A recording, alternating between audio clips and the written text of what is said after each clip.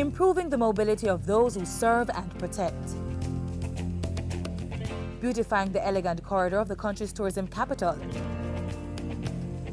and tackling harassment head-on. Through the Tourism Enhancement Fund, the Tourism and Entertainment Ministry is helping the government achieve its mission to improve security and safety for every Jamaican and those who visit our shores.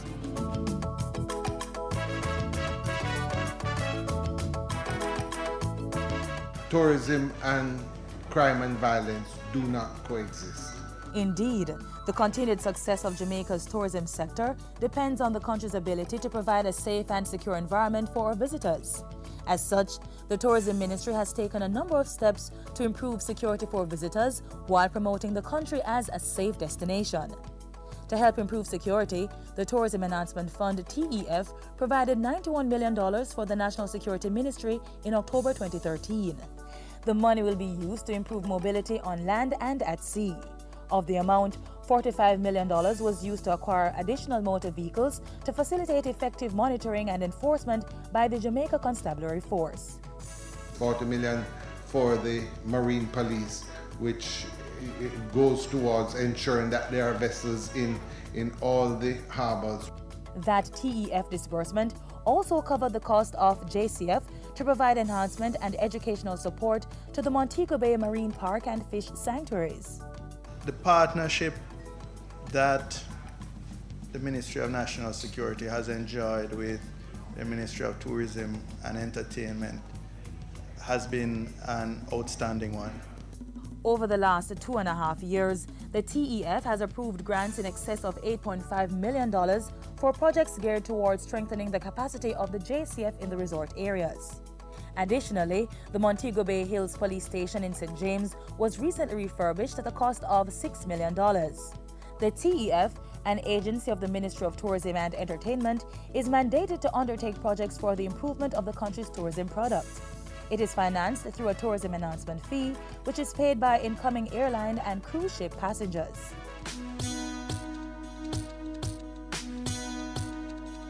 This fiscal year, the ministry has also undertaken another major project in the second city. Montego Bay's elegant corridor is to be properly illuminated. Additional lighting is to be provided for the 27-kilometer stretch, which connects some 15 hotels, allowing for easier and safer access.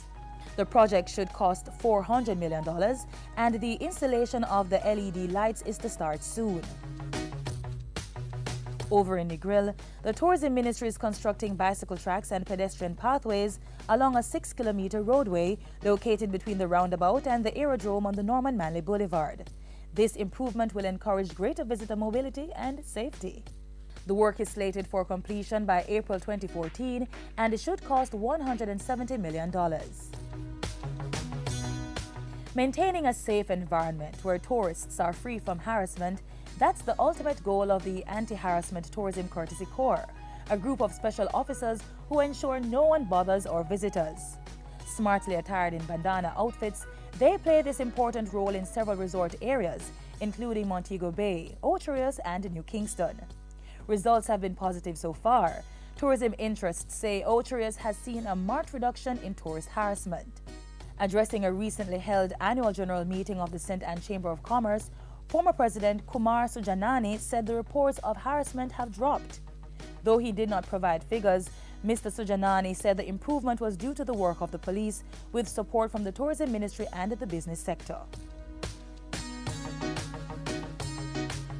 As the Portia Simpson Miller administration continues to strive for developed nation status by 2030, the Ministry of Tourism and Entertainment, through its affiliates, is helping to improve security and safety, government's third strategic priority for this fiscal year.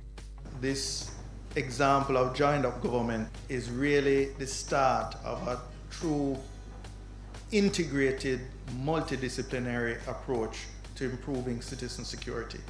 That is the direction that the government is committed to, policy-wise. We in tourism understand that we also have to be part of this, and we have determined that we are going to play our role in joining with our partnership in the Ministry of National Security to ensure that we can do everything that we can to fight this scourge of crime and violence.